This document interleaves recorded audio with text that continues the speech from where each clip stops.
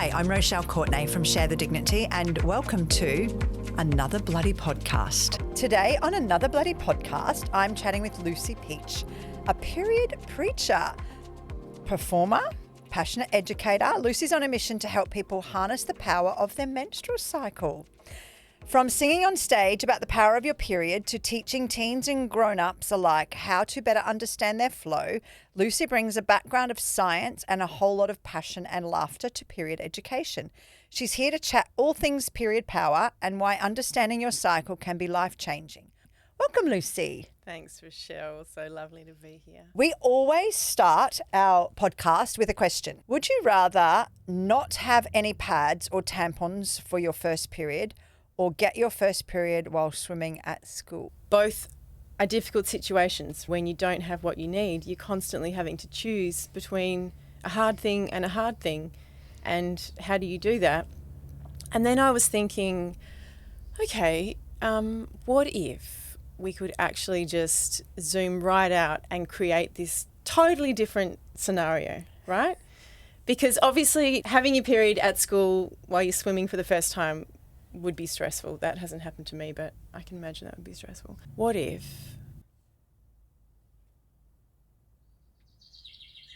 you're camping? Or maybe you're glamping, okay? And you're with your family. Maybe your mum has found like some soft bark and she's made a little thing for you. Maybe there's a little mossy bed under this beautiful tree. Maybe your dad's lit a fire. And I just thought we could imagine that for our nervous systems. How are you enjoying the bird? The answer I have never had, right? And I was just like, because we can only see what we've been told. Now I know the likelihood of being in a beautiful nature glamping scenario with the family from Disney and having this amazing scenario is a reach. Okay, but it's a reach because of how far we are from taking care of our bodies and being able to take care of them in a way that feels good to us. And that's obviously an example. It's interesting because I often use, when I'm bleeding, these little cotton squares that were given to me by a nurse who made them to take to New Guinea, where she said, women, when they don't have what they need to bleed, they will sit on the sand and they will just wait. Now, in that time, they can't work, they can't take care of their family. For someone else who's got a busy job, they might think, well, I'd love a few days to sit in the sand. Yeah, preferably at Hawaii or Stradbroke Island or something. Would be nice. That's right, to free bleed in peace on a tropical island.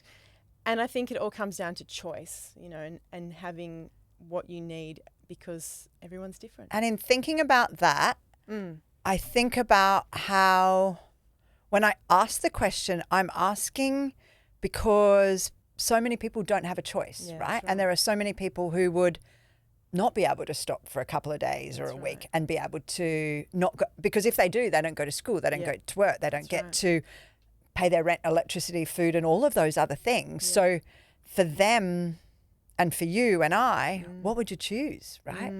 I certainly would not choose to go in a pool where publicly there would be blood around me and in the pool and how that would affect somebody. That's how I would be thinking about the shame piece, right? But I'd also be thinking, as the person who grew up always people pleasing, I would be mortified that anyone else would be affected by my blood in a pool. That's where my mind goes with that answer. Do you want to hear something wild? I met some girls recently doing a talk in a school, and they were year 7. It wasn't a hippie school or anything kind of out there, as per my last example. I don't know whether it was like a TikTok thing that they'd heard, but they were under the impression that when you are swimming, you don't bleed because of the pressure or the whatever. And I could hear the two of them talking together saying, well, I don't worry about it when I'm swimming and I get out, a little bit of blood comes out on the way to the toilet, doesn't matter. And I was like agape at just how comfortable they were, but even that there was any blood that they were okay with. And they were talking about it, right? And they were talking about it. And like I could see they were sort of puffing their chest out a little bit like, I don't care. I just go to the toilet, little tiny bit of blood comes out when I finish my swimming lesson. And I was just like, wow. That is the enormity of the work that you do, right? And that is why you do what you do. How old were you when you got your first period? I was 12 years old and 4 months, and it was the last day of primary school. Wow. I was watching The Bodyguard. Right. For the first time? For the first time. Right. 1992. Yeah. And I was drinking Coke. And I was on a plane, and I was going to see my dad, who lived in England at the time. Oh. And I'd only met him once. So it was my last day of school. I'm on a plane for the first time. I've said goodbye to my mum. I'm watching The Bodyguard. I'm already a woman, basically. Do you know what I mean? I was just like, so I was grown up. filing my nails. Yeah. I was writing in my journal. I was just like, and then I go to the bathroom and I'm like, oh my God. Right. And those days they had like free pads in the plane, which occasionally you'll find an airline now where there might be something like Singapore Airlines but now, you don't have that sort of luxury. So I took all of them. And you knew what to do with them and you were fine. When you landed, did you like ring your mum and tell her all about it? No, I didn't ring my mum, and I also didn't tell my dad because I didn't even really know him. I just sort of kept it secret, and I ran out of pads, and I had money, but I didn't feel like I could say, hey, Dad, there's something going on here. I need some. Yeah. I just assumed I need to figure this out myself. Had your dad repartnered? Yes, he had. But I'd only met her once for a day, so I didn't really. And I was in England and jet lagged. And I was just he would take me to like all of these museums, like the Museum of Natural Science, the Museum of Dolls, of all kinds of things. And I just like that feeling in your lower back where you're like, oh, just walking around. I was really like not up for walking around, but I couldn't say. And I didn't have enough pads, so I tried to wash one. Oh, okay. And then I tried to dry it on the radiator.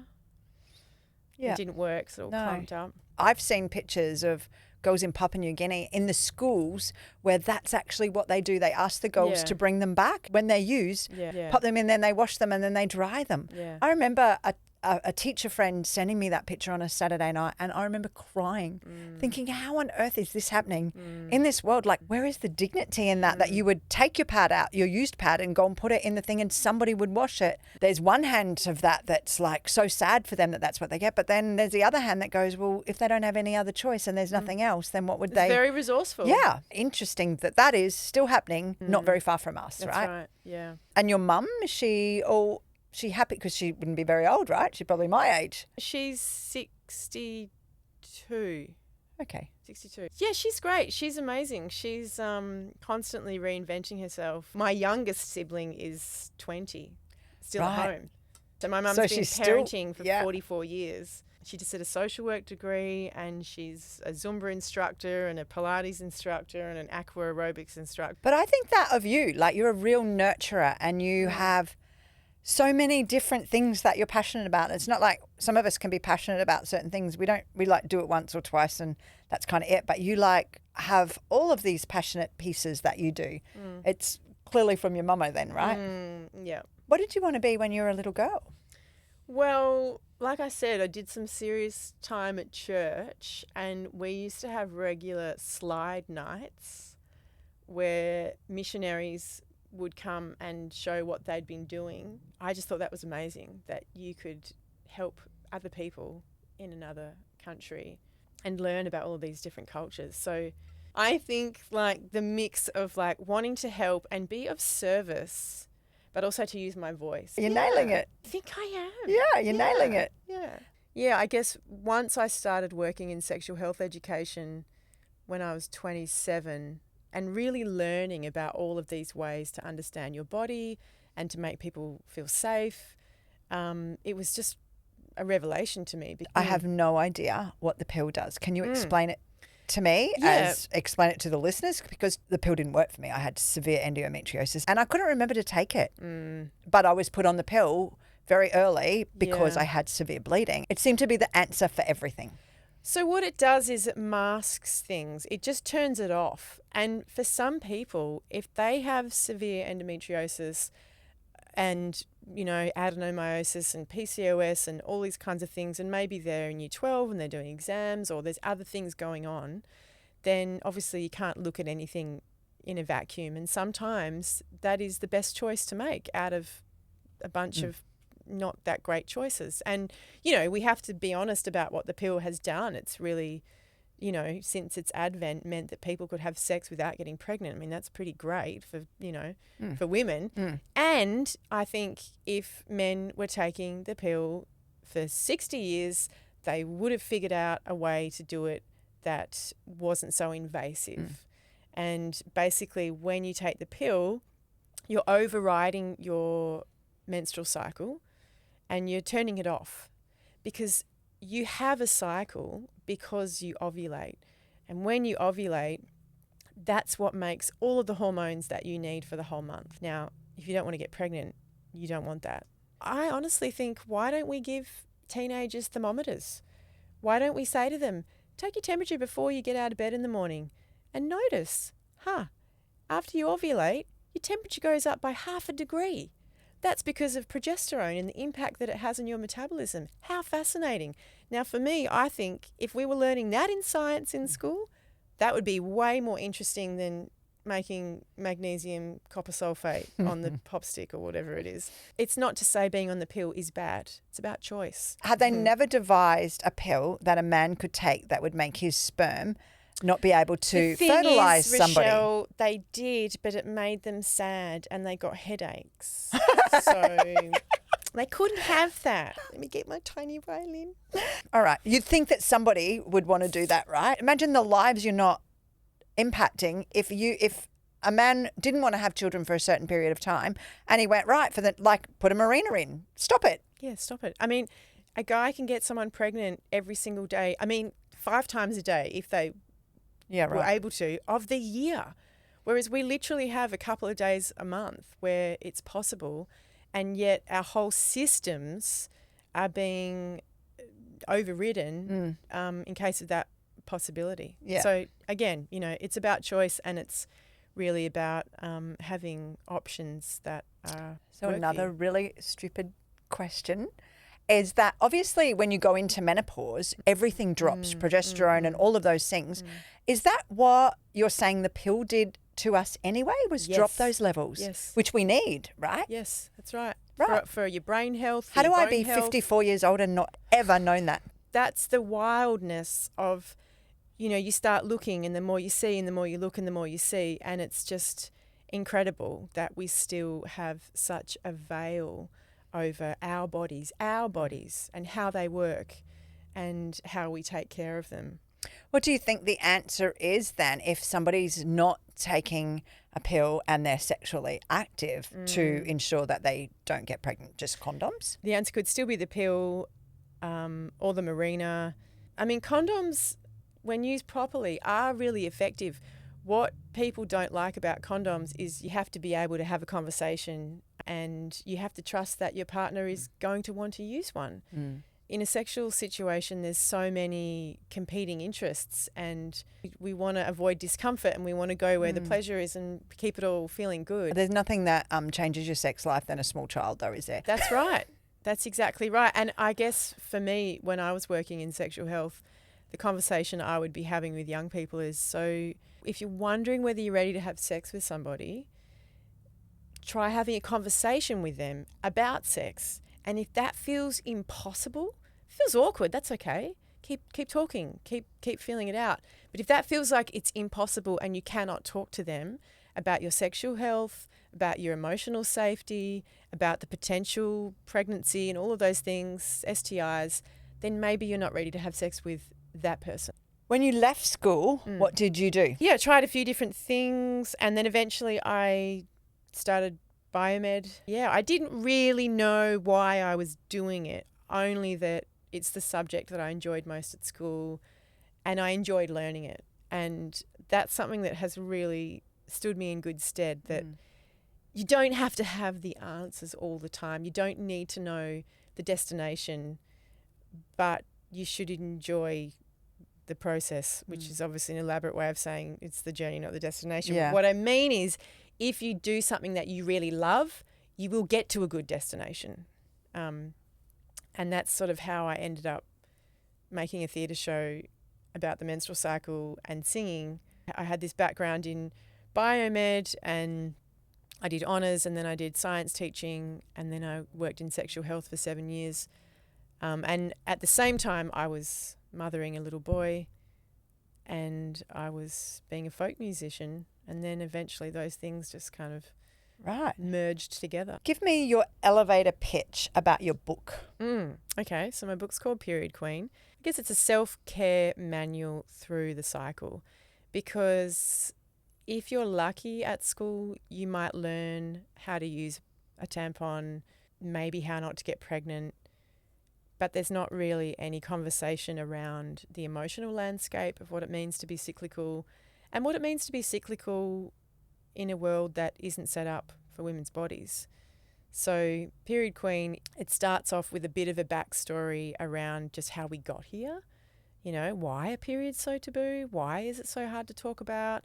Why do we hate blood so much? Why do we demonize being premenstrual? And then it's just broken down into chapters. And the way I like to describe the cycle, some people like using seasons, so they will equate bleeding with winter and pre-ovulation with spring and ovulation with summer, and then being premenstrual with autumn.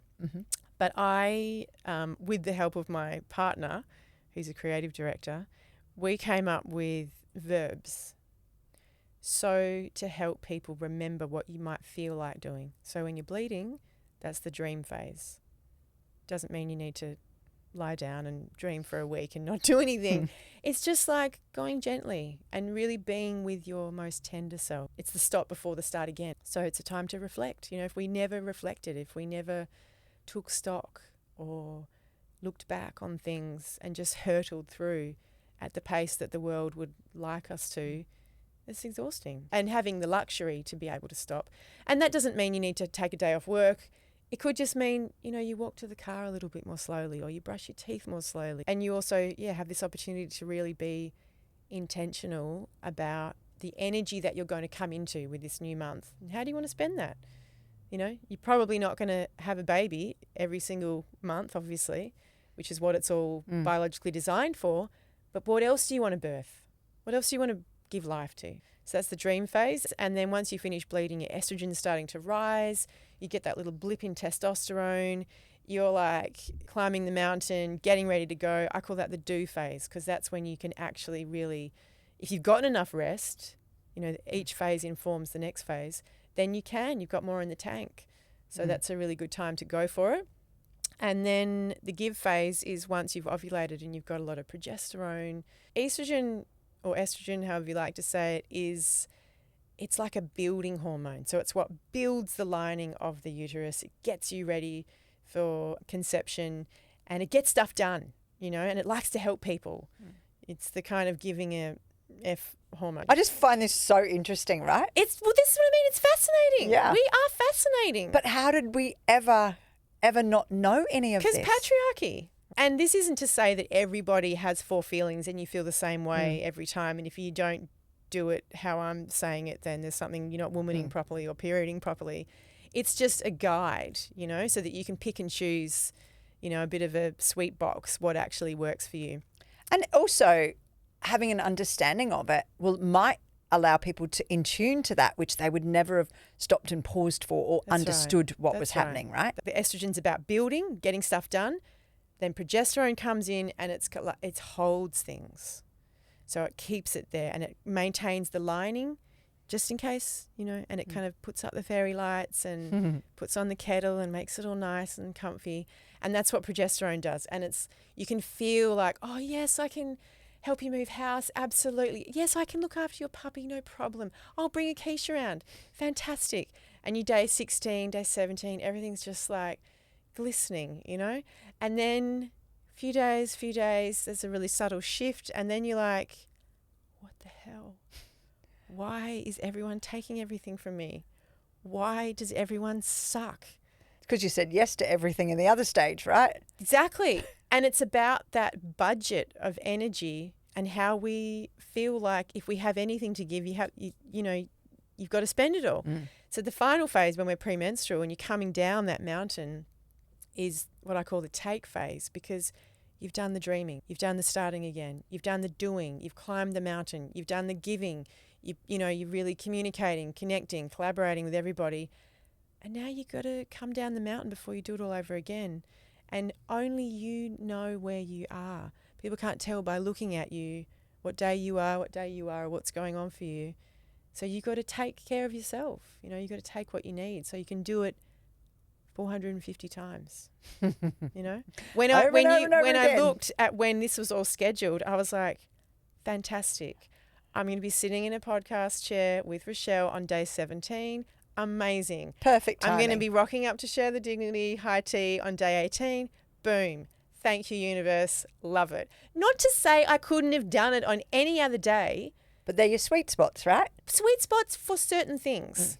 And again, it's like, there's an amazing bit of footage of this woman called Rose Lavelle, who won the game-winning goal of America's World Soccer. And the trainer had just shared that actually why we won was because of cycle tracking. Because every single player, I know where they are, I know what they need. And, if we're training and there's people in the dream phase or menstruation, they're not doing laps and bench pressing and getting their personal best. And we take care of people. And then in the article it said, and Rose Lavelle won the game-winning goal in spite of being on day 31. She got her period the next day. She didn't win that goal in spite of being day 31. She would have known at the start of her period exactly what day she was going to be at that World Cup, and she would have used it and channeled it and harnessed it because she was supported to, because she was educated, and because that was how they were taking care of each other. So it's a resource. She's not the only person that scored that goal. It takes that whole team to get it there, That's right? right. And if they're working together and understanding, exactly. Like we've walked into work one day and one of the girls said, I'm on day 8, and somebody else said, I'm on day 14, and Amanda's like, oh, I'm like in the perfect zone for this. And I'm like, where else do you work where you can talk about that? But how amazing would it be in a world where everybody knew what and what the power of their cycle was, right? And we only know that and we only talk about that because of your work. And that's life-changing for so many people, right? So thank you for what you do. When you go into menopause and you stop getting a period, then you are not getting the progesterone and testosterone and all of those things that your body needs to be able to sleep, to be able to have better moods. And this is why doctors are giving women of our age antidepressants, saying, oh, you're just depressed, take this. And women in menopause get frozen shoulder and all of these other issues that are relevant to not unpacking emotional things that happen throughout your life. And you kind of get to that 50 years old and you think, oh, why did I never deal with that? Why did I never deal with that? But they are relevant to all of those drops in the things that our body needs, which is what then HRT is, right? Like I have literally tried to read everything. I went in for a full hysterectomy and a doctor didn't even say, you're going to need HRT. I knew nothing. I had no understanding as to why my hair was falling out. I gained 15 kilos. My mood had changed. My skin was actually falling off my face because my body had instantly gone into menopause and no one had ever said anything to me. And I think the thing with menopause is that obviously it's totally different for everybody. When you look at, say, you come back to the cycle, so the take phase, when you're dropping in hormones, there's this beautiful idea that every time you're premenstrual, you are preparing to be perimenopausal. And so the season of being in perimenopause is kind of like being premenstrual for 5 years, 10 years, you name it. But what would an ideal world look like for a woman going through that transition? How would we best support her? It's like puberty. You're not going through transition forever. It's not who you are. Feels like it. It can feel like it. Yep. But it's also a real lack of understanding. Yeah. At the end of the day, I hope that I'm in menopause for a lot longer than I ever was having a period. You have to learn to work with it and work with what works for your body. And I think that's the thing, is that the information is power, and everybody is different. So when somebody says, well, how did you deal with it? I'm like, I can share that with you, but it's really important that you find what works for you. But I think that information is power, right? That's right, because again, and we keep coming back to this idea of choice, then you get to choose, well, how do I want that to look? I mean, I have this fantasy of like going, all right, well, for all of my future income, I'm going to take 10% and put it into a perimenopause fund. And when my period starts to really change and do that sort of, they call it a sawtooth pattern, you know, where it's kind of up and down, that I can, you know, do whatever I feel like I need to do at that time, you know, because it's expensive as well. Exactly. Right. I remember deciding that I didn't want to be a woman who complained about menopause for 10 years without having done anything about it, right? So I spoke to some people. And see, where does that come from? It's like, why can't women complain about? Well, they can, but it was more about, for me, the frozen shoulder, the weight gain, the brain fog, all of those really negative things that come with it, right? I just didn't want to be that person. I wanted to understand it and get in control of it. So I literally went to traditional Chinese medicine, and that was my answer for me. That was understanding what was the benefit of fasting in my body, what was the benefit of cutting out all of the, which would have benefited me anyway throughout my life, but taking away all of the pesticides and eating as clean as I could and going back to strength training and all of those sorts of things that helped. In actual fact, supporting the body. My Chinese medicine meant, he said, I could have stopped you from having a hysterectomy because it would have been the power of the work that they do. So it's kind of believing what you can believe in, but finding a solution that works for you. And to be honest, I feel fitter and stronger and more in control of my body at 54 than I ever have. Tell me a little bit about the work that you do in schools, and how did that even start? I guess it started when I wrote a theatre show about the menstrual cycle, and then people would say, oh, could you come and talk to these people? And I'd be like, okay. And actually, could you come into my workplace, and actually, could you do a workshop? Actually, could you run some training? But I love speaking at schools. It's complicated because I don't think this conversation should be a one and done. I don't think it should be, well, let's get that period lady in who wears a sparkly suit and, you know, sings. And tick it off. And then we've done that. Yeah. Because in my mind, you know, in an ideal world, we would have 360 degrees of positivity. We would have hot water bottles in classrooms for kids who need them. We would have, you know, not to say you can't do things when you have your period, but some people can't. A classic example, I'll tell you a story, is a school said to me, yes, we need you to come in and do a talk. And my favourite kind of talk to do, it's called Meet Your Power, and it's a community talk.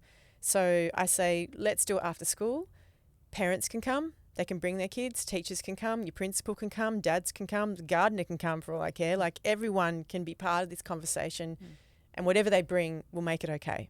We'll meet them where they are. And they said, yes, we really need one of these talks because we've got a lot of girls going on the pill to avoid getting their period, to just skip the thing entirely because they don't want to get their period while they're on camp. And I was like, oh, right. And so they must be really worried about that. What do you do if people get their period on camp? And they were like, well, nothing really. And I was saying, well, okay, so they got to go on the 5-day camp. They've still got to get up at the crack of dawn and go rowing for 5 days. Like, that's a missed opportunity. You know, you could have a special tree with a beanbag that someone gets to sit at for half the morning with a hot chocolate.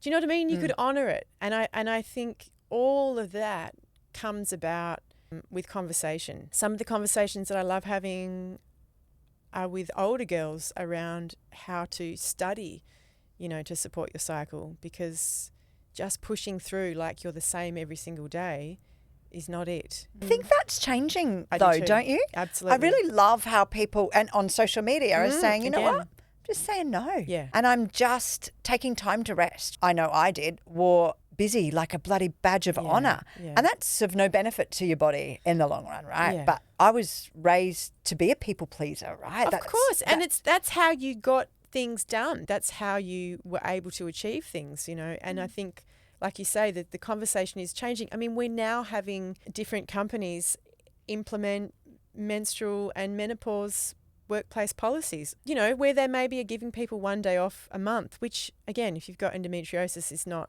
that big a deal. But it's something, and it's this real acknowledgement of you can still do things, it's just in a different way. And that's okay. And it's not just okay, it's actually amazing to bring different parts of yourself. Men are on a 24-hour scenario.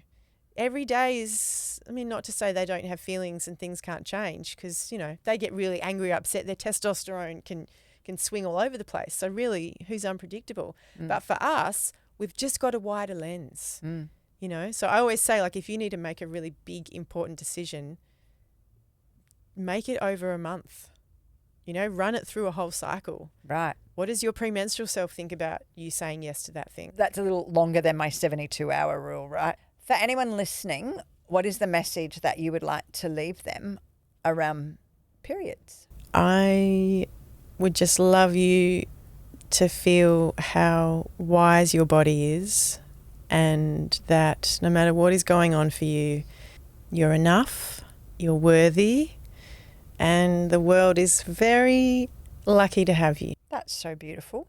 What is your favourite verse from any one of your songs? Your blood is amazing, your body divine. You can start again. Every time it's amazing, the moon by your side. You can start again every time. I love it. What a way to finish. I knew you were going to crack into that one because that's my favourite too. I was hoping you were. Your blood is amazing. You are amazing. Ditto.